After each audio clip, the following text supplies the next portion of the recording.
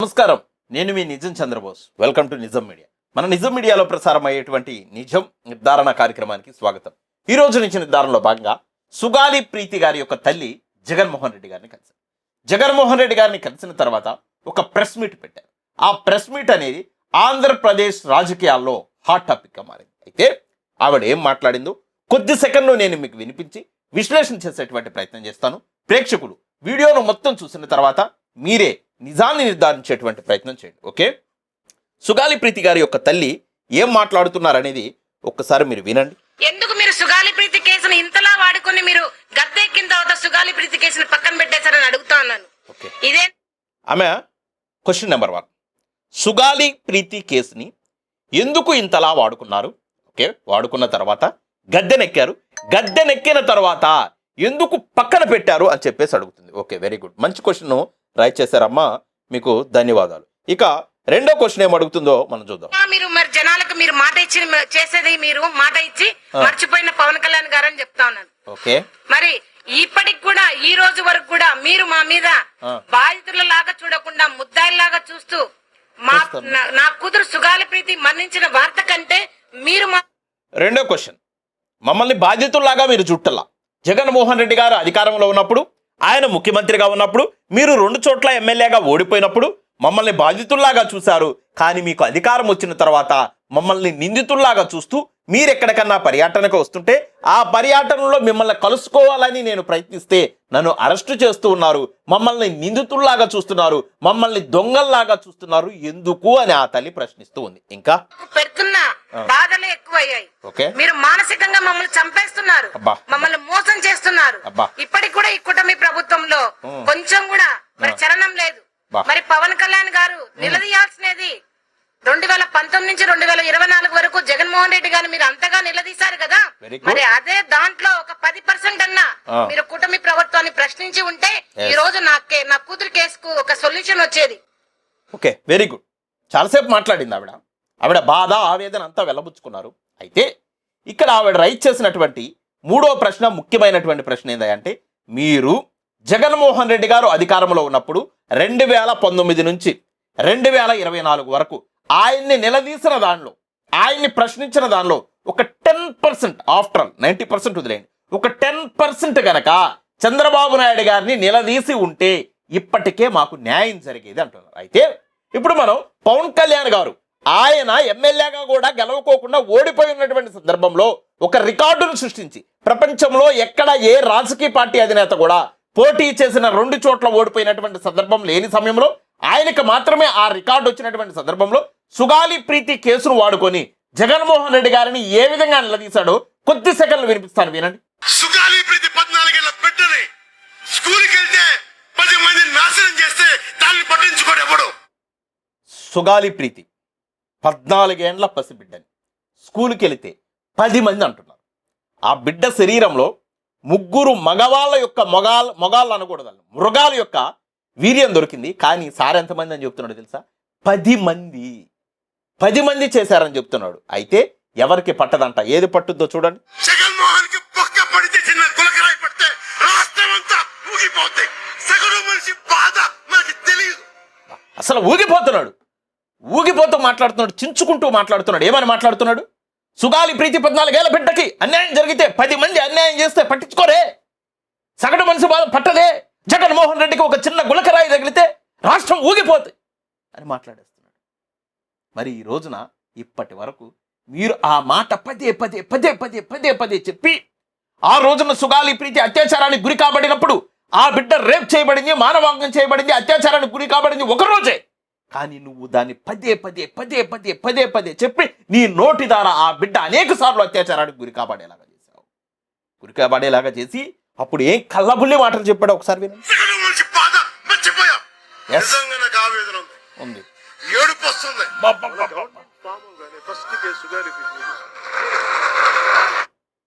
బాధ ఉందంట, ఆవేదన ఉందంట, ఏడుపు వచ్చేస్తుందంట. మన గవర్నమెంట్ ఫామ్ అవ్వగానే ఫస్ట్ కేసు సుగాలి ప్రీతి. ఫామ్ అవ్వలేదా గవర్నమెంట్? ఇంకా ఫామ్ అవ్వలేదా? సిగ్గు శరము లేకోకుండా అబద్ధాలు వల్లించి, అబద్ధాలు మాటలు చెప్పి అధికారాన్ని చేజిక్కించుకున్నటువంటి పవన్ కళ్యాణ్ గారు ఇప్పటికీ మీ ప్రభుత్వం ఫామ్ కాలేదా? ఇప్పటికీ మీ కూటమి ప్రభుత్వం అధికారంలో లేదా? జగన్మోహన్ రెడ్డి గారే ముఖ్యమంత్రిగా ఉన్నారా? సమాధానం చెప్పండి. 2 సంవత్సరాలు గడుస్తూ ఉంటే ఫస్ట్ కేసు సుగాలి ప్రీతి అన్నావు, మరి ఇప్పటి వరకు ఎందుకు ఆ కేసును మీరు ఛార్జ్ చేయమని చెప్పలేదు? ఆ కేసులో వచ్చినటువంటి పురోగతి ఏందో సమాధానం చెప్పండి. అంటే ఎంత కమ్ముడు పోయారు.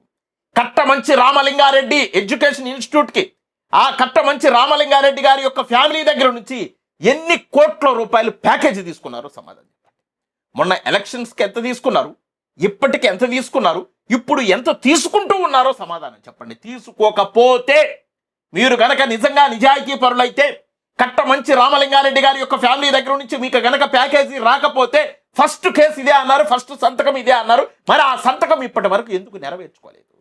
అంటే జగన్మోహన్ రెడ్డి గారికి గులకరాయి తగిలితే ఆంధ్రప్రదేశ్ రాష్ట్రం మొత్తం అల్లాడిపోతుంది, రాష్ట్రం మొత్తం మాట్లాడుకుంటుంది. మరి 10 మంది కలిసి మృగాలులాగా ఒక బిడ్డని చెరిచారని చెప్పేసావు కదా, మరి ఒక బిడ్డని, ఒక దళిత బిడ్డని, ఒక షెడ్యూల్ ట్రైబ్కి సంబంధించి ఇవన్నీ నువ్వు మాట్లాడినటువంటి మాటలే చాలా ఉన్నాయి. కోకలలు అనేక సందర్భాల్లో, అనేక మీటింగులు, కొన్ని 100 సార్లు ఆ బిడ్డ గురించి నువ్వు మాట్లాడు. అవన్నీ వినిపిస్తూ పోతే చాంతాడ అంత అవుతుంది. నాకు ఇష్టం లేదా వినిపించడం కూడా. నువ్వన్న మాటలే. అంటే ఒక బిడ్డ, ఒక ఆడబిడ్డ అత్యాచారానికి గురి కాబడితే, ఒక మైనర్ బాలికని అత్యాచారం చేసి చంపేస్తే ఆ ద్రోహుల మీద ఇప్పటి వరకు చర్యలు ఎందుకు? అది కూడా ఎప్పుడు జరిగింది? ఇది ఫస్ట్ టైం రాష్ట్రం విడిపోయిన తర్వాత ఫస్ట్ టైం చంద్రబాబు నాయుడు గారు, బీజేపీ గారు, ఈ జనసేన పార్టీకి సంబంధించినటువంటి పవన్ కళ్యాణ్ గారు వాళ్ళకి మద్దతు ఇస్తే ఆ కూటమి అధికారంలో ఉన్నప్పుడే జరిగింది. ఇది ఆ కూటమి అధికారంలో ఉన్నప్పుడు జరిగితే 2017లో ఇన్సిడెంట్ జరిగినప్పుడు మనోడు మాట్లాడుకోకుండా 2019 వరకు వేచి చూసి 2019 వరకు ఆగి 2019లో జగన్మోహన్ రెడ్డి గారు అధికారంలోకి వచ్చిన తర్వాత దీన్ని లంకించుకొని ఇక మాట్లాడడం మొదలుపెట్టాడు జగన్మోహన్ రెడ్డి గారి మీద. అయితే ఈరోజు ఆవిడ చెప్తుంది ప్రెస్ మీట్ పెట్టి, జగన్మోహన్ రెడ్డి గారు అధికారంలో ఉన్నప్పుడు మాకు అంతో ఇంతో న్యాయం జరిగింది, అట్రాసిటీ చట్టం ద్వారా రావాల్సినటువంటి భూమి వచ్చింది, రావాల్సినటువంటి ఇల్లు వచ్చాయి, రావాల్సినటువంటి ఉద్యోగాలు వచ్చినాయి. కానీ ఏదైతే కూటమి ప్రభుత్వం అధికారంలోకి వచ్చిందో, అధికారంలోకి వచ్చిన తర్వాత కూటమి ప్రభుత్వం నుంచి మాకు ఈ సమెత్తు న్యాయం జరగలేదని చెప్తుంది. ఓకే, జగన్మోహన్ రెడ్డి గారి ప్రభుత్వంలో ఆయన అట్రాసిటీ ద్వారా ఏవైతే రావాలో అవన్నీ రప్పించాడు కదా, ఆ బిడ్డకి జరిగినటువంటి అన్యాయానికి ప్రభుత్వం ద్వారా రావాల్సినవన్నీ ఇచ్చారు కదా. నేను అంటున్నా, మీ చంద్రబాబు నాయుడు గారు ముఖ్యమంత్రిగా ఉన్నప్పుడే 2019 ఎన్నికలకు ముందే జరిగింది కదా ఈ సంఘటన. మరి సంఘటన జరిగిన తర్వాత 2019 వరకు అట్రాసిటీ ద్వారా రావాల్సినటువంటి రాయితీలు కూడా ఎందుకు ఇవ్వలేదు? ఆ రోజున ఎందుకు గల్లా పట్టుకొని అడగలేకపోయావు? ఓకే, అడగలేదు, పక్కన పెట్టండి. జగన్మోహన్ రెడ్డి గారు ఇచ్చినా కానీ నానా యాగి చేసావు కదా, నానా సార్లు మాట్లాడావు కదా, రకరకాలుగా విమర్శించావు కదా, ఊగిపోయి గెంతుతూ దుమ్ముకుతూ మాట్లాడావు కదా, ఏడుస్తూ మాట్లాడావు కదా. ఓకే, అయిపోయింది. నేను అడుగుతున్నా, ఈ రోజు వరకు సుగాలి ప్రీతి గారి యొక్క కుటుంబానికి, ఆ కుటుంబాన్ని ఆదుకునేటువంటి సందర్భంలో నీ జనసేన పార్టీ నుంచి ఒక్క అనా పైసా ఇచ్చావా? సమాధానం. ఒక్క అనా పైసా, సింగిల్ ఎన్పీ ఇచ్చావా? సమాధానం లేదు. అధికారంలో ఉన్నప్పుడు ప్రభుత్వ సొమ్మైన చట్టపరంగా రావాల్సినటువంటి ఎస్సీ ఎస్టీ అట్రాసిటీకి సంబంధించినటువంటి ప్రొవిజన్స్ కూడా ఆపేశారు కదా. ఆ రోజన్న ఒక్క మాట మాట్లాడేవా? లేదు. నీ కూటమి భాగస్వామి చంద్రబాబు నాయుడు గారు ముఖ్యమంత్రి చేయడానికే నువ్వు పార్టీ పెట్టావు. అలాంటి గొప్ప వ్యక్తి దగ్గర నుంచి, ఆ పార్టీ దగ్గర నుంచి ఒక్క అనా పైసా ఆ కుటుంబానికి ఇప్పించారా? ఇప్పించలేదే. అంటే అంత చిన్న చూప? ఒక 14 ఏళ్ల బాలికంటే అంత చిన్న చూప? అంటే షెడ్యూల్ ట్రైబ్ అంటే అంత చిన్న చూప? రాజకీయాలకు వాడుకోవడానికే వాళ్ళ మరణాలు మీకు ఉపయోగపడతాయా? రాజకీయాలకు వాడుకోవడానికే వాళ్ళ మానభంగాలు మీకు ఉపయోగపడతాయా? రాజకీయాలకు వాడుకోవడానికే వాళ్ళ శవాలు మీకు ఉపయోగపడతాయా? రాజకీయాలకు వాడుకోవడానికే వాళ్ళ యొక్క కుటుంబాలు మీకు ఉపయోగపడతాయా? రాజకీయాలకు వాడుకున్న తర్వాత, మీకు అధికారం వచ్చిన తర్వాత, మీరు ఉప ముఖ్యమంత్రి అయిన తర్వాత, ఓడ దాటిన తర్వాత బోడి మల్లన్న అన్నట్టుగా మళ్ళా తిరిగి ఆ కుటుంబం మీదే విమర్శలు చేస్తారా? మళ్ళా తిరిగి ఆ కుటుంబాన్ని అరెస్టులు చేస్తారు. ఇది ఎంతవరకు న్యాయమో పవన్ కళ్యాణ్ గారు సమాధానం చెప్పాలి. నేను వ్యక్తిగత అంశాల జోలికి వెళ్ళను, వ్యక్తిగత విషయాలు నేను పట్టించుకోను. చిరంజీవి గారికి కూతురు ఉన్నారు. అంటే ఆ కూతురు కులాంతరానికి సంబంధించి, అంటే వాళ్ళ కులం కాకోకుండా ఇంకో కులానికి సంబంధించినటువంటి వ్యక్తిని ప్రేమించిందని చెప్పేసి అలా ప్రేమిస్తారా? అలా పెళ్లి చేసుకుంటారా? అతన్ని చంపేస్తానని చెప్పేసి గన్ను పట్టుకొని తిరిగారు పవన్ కళ్యాణ్ గారు. అంటే మీ బిడ్డలని, మీ ఆడబిడ్డలని, మీ ఇంటిలో ఉన్నటువంటి ఆడపడుచులని ఇంకో కులానికి సంబంధించినటువంటి వ్యక్తులు, మీకన్నా ఆర్థిక పరిస్థితుల్లో తక్కువగా ఉన్నటువంటి వ్యక్తులు ప్రేమిస్తేనే ఓర్చుకోలేక గన్నులు పట్టుకొని తిరిగినటువంటి పవన్ కళ్యాణ్ గారు, హానరబుల్ డిప్యూటీ చీఫ్ మినిస్టర్, ఈ రోజున ఒక గిరిజన బిడ్డకి, ఒక షెడ్యూల్ ట్రైబ్ బిడ్డని విచక్షణారహితంగా మానభంగం చేసి చంపేశారు. 14 ఏళ్ల నిండినటువంటి ఒక ముక్కు పచ్చలారనటువంటి పసికందు చిడిమేశారు. మరి పట్టించుకోరా? ఎక్కడికి పోయింది ఇప్పుడు ఆ గన్ను? ఏమైనా దానిలో ఉన్నటువంటి బుల్లెట్లు? తిరగండి, గన్ను పట్టుకొని తిరగండి. ఆ దోషులు ఎవరో మీకు తెలుసు కదా, రిపోర్ట్లన్నీ మీ దగ్గర ఉన్నాయి కదా.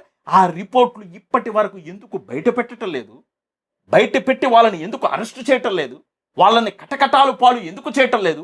వాళ్ళని కటకటాలు పాలు చేయకపోగా, వాళ్ళని అరెస్టు చేయకపోగా సుగాలి ప్రీతి యొక్క తల్లి అవిటిదై ఉంటే వికలాంగురాలని అనేక సందర్భాల్లో మీరు అధికారంలోకి వచ్చిన తర్వాత ఎందుకు అరెస్టు చేయించారో సమాధానం చెప్పండి.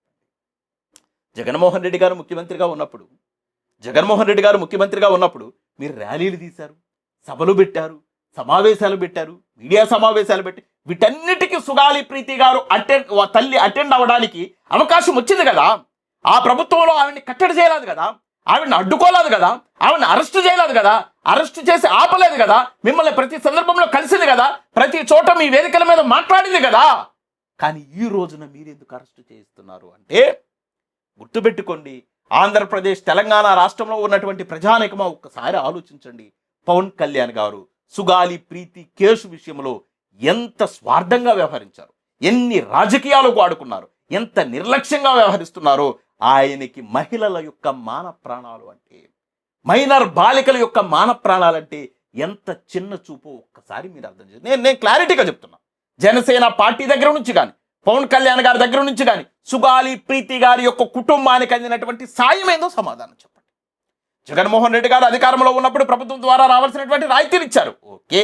అది కూటమి ప్రభుత్వం అధికారంలో ఉన్నప్పుడు ఎందుకు రాలేదని 2019కు ముందు ఒక ప్రశ్న లేకపోయాడు, లేదా కూటమి నుంచి ఏమైనా ఆర్థిక సహకారం ఇప్పించలేకపోయాడు. ఇప్పుడు మనం అనుకుందాం 2024 తర్వాత ఇప్పటికి అధికారంలోకి వచ్చి 2 సంవత్సరాలు అవుతుంది కదా. ఈ 2 సంవత్సరాల్లో సుగాలి ప్రీతి గారి యొక్క కుటుంబానికి ఈ కూటమి ప్రభుత్వం ఏమన్నా ఇసుకు రేణువంత సాయం చేసిందా? లేదు దోషుల్ని ఏమన్నా అరెస్ట్ చేసిందా? లేదు స్పెషల్ కోర్టు ఏమన్నా పెట్టారా? ఇప్పుడు అనంతబాబు గారి విషయంలో స్పెషల్ కోర్టు పెట్టారు కదా, 100% మేము దాన్ని సమర్థిస్తున్నాం. అలాగే ఈ విషయంలో ఎందుకు పెట్టరు స్పెషల్ కోర్టు? ఎందుకు స్పెషల్ కోర్టు పెట్టలేకపోతున్నారు? నెల రోజుల్లోనే ఎందుకు విచారణ జరపలేకపోతున్నారు? అన్ని ఆధారాలు ఉన్నా కానీ ఎందుకు అరెస్ట్ చేయటం లేదు? ఎందుకు రిమాండ్కు పంపటం లేదు? అంటే మీరు కేవలము దీన్ని ఒక రాజకీయ పావులాగా వాడుకొని దళితుల యొక్క మాన ప్రాణాలన్నా, మహిళల యొక్క మాన ప్రాణాలన్నా, మైనర్ల యొక్క మాన ప్రాణాలన్నా నేను రాజకీయం చేయడానికే నా రాజకీయ సోపానాలుగా ఈ శవాలను వాడుకొని ఆ శవాలను మెట్టులుగా మార్చుకొని మెట్టు మెట్టు మెట్టు మెట్టు ఎక్కుతూ ఆ మెట్టుల మీద నా సింహాసనాన్ని వేసుకొని ఆ సింహాసనం మీద కూర్చొని నేను ఉప ముఖ్యమంత్రిగా ఈ ఆంధ్రప్రదేశ్ రాష్ట్రంలో ఉండి అటహాసాలు చేస్తూ నవ్వుకుంటూ జోకులు వేసుకుంటూ నేను సరదాగా తిరుగుతాను తప్పితే సుగాలి ప్రీతి కేసు విషయంలో న్యాయం చెయ్యను అని చెప్పేసి పవన్ కళ్యాణ్ గారు డైరెక్ట్గా చెప్తూ ఉన్నాడు. చెప్పడంతో ఆగిపోవటాలు వాళ్ళ పార్టీకి సంబంధించినటువంటి సోషల్ మీడియా కార్యకర్తలు, వాళ్ళ పార్టీకి సంబంధించినటువంటి సీనియర్ నాయకుల చేత విచక్షణారహితమైనటువంటి విమర్శలు చేయిస్తున్నారు. ఇది మీకు ఎంతవరకు తగునో ఒకసారి ఆలోచించండి. ఇకపోతే జగన్మోహన్ రెడ్డి గారిని కలిసింది ఆయన ఏవో కొన్ని హామీలు ఇచ్చాడంట, తప్పకుండా న్యాయం చేస్తానని హామీలు ఇచ్చాడంట. ఆవిడికి మళ్ళా చెప్పాడంట, నేను పవన్ కళ్యాణ్ గారు లాగా కాదమ్మా, నేను నీకు మాటిస్తున్నాను, నేను మీకు అండగా ఉంటాను, ఖచ్చితంగా న్యాయం చేసేటువంటి పూచి నాది అని జగన్మోహన్ రెడ్డి గారు చెప్పారంట. నేను జగన్మోహన్ రెడ్డి గారికైనా భవిష్యత్తులో ఒకవేళ గనక అధికారంలోకి వస్తే, అది అధికారంలోకి రావాలా వద్దనేది ప్రజలు నిర్ణయిస్తారు. అధికారంలో గనక వస్తే ఆ ఆడబిడ్డ మరణానికి మీరన్నా న్యాయం చేయండి. ఒక ఆడబిడ్డకి న్యాయం చేయలేనటువంటి ప్రభుత్వాలు, అధికారులు, మంత్రులు, ఎమ్మెల్యేలు, ఎంపీలు, ముఖ్యమంత్రులు, ప్రధానమంత్రులు, దేశంలో ఉన్న ఇంత పెద్ద ఎంటైర్ సిస్టమ్ అవసరమా? అవసరం లేదు కదా. అవసరం లేని సిస్టమ్ కదా. పక్కన చూడండి, పక్క రాష్ట్రానికి సంబంధించినటువంటి ముఖ్యమంత్రి గారిని చూడండి. ఒక ప్రెస్ మీట్లో ఒక బాలిక మీద అత్యాచారం జరిగితే దానికి సంబంధించినటువంటి ప్రెస్ మీట్ పెట్టినటువంటి ఐపీఎస్లో ఒక మహిళా ఐపీఎస్ 5 ర్యాంక్ ఆవిడ నవ్విందని చెప్పేసి ఉద్యోగం పీక్ పక్కన పడేశారు. అంటే అంత సీరియస్గా రాజకీయం చేస్తున్నారు, అంత నిబద్ధతగా రాజకీయం చేస్తున్నారు. అంటే రాష్ట్రంలో ఉన్నటువంటి ప్రజలని తమ కుటుంబ సభ్యులుగా భావించుకున్నటువంటి ముఖ్యమంత్రులు మాత్రమే ఇలా చేయగలరు. అయా పవన్ కళ్యాణ్ గారు, కనీసం మీ కుటుంబ సభ్యులుగా మమ్మల్ని భావించుకోవాల్సిన పనిలా, కనీసం బాధితులుగానైనా మీరు అధికారంలోకి రావడానికి ఉపయోగపడినటువంటి ఒక కేసుగానన్నా దాన్ని చూడండి. ఈరోజు నేను ఉప ముఖ్యమంత్రిగా ఉన్నానంటే దానికి కారణమైనటువంటి అనేక బలమైనటువంటి అంశాలలో సుగాలి ప్రీతి కేసు కూడా ఒకటి అనేది కనీసం మీ మనసులో ఏదో ఒక మూలన గనక ఉంటే దయచేసి ఆ బిడ్డకి న్యాయం జరిగే విధంగా చేయాలని చెప్పేసి మా నిజం మీడియా మాత్రం ప్రతి సందర్భంలో రాజకీయ పార్టీలకు అతీతంగా, కులాలకు అతీతంగా, ప్రాంతాలకు అతీతంగా, మతాలకు అతీతంగా ఉన్నది ఉన్నట్టు నిజాలను మాత్రమే చెప్తాం. కాబట్టి మా వీడియోస్ కనుక మీకు నచ్చితే లైక్ చేయండి, షేర్ చేయండి, మన ఛానల్ సబ్స్క్రైబ్ చేసుకోండి.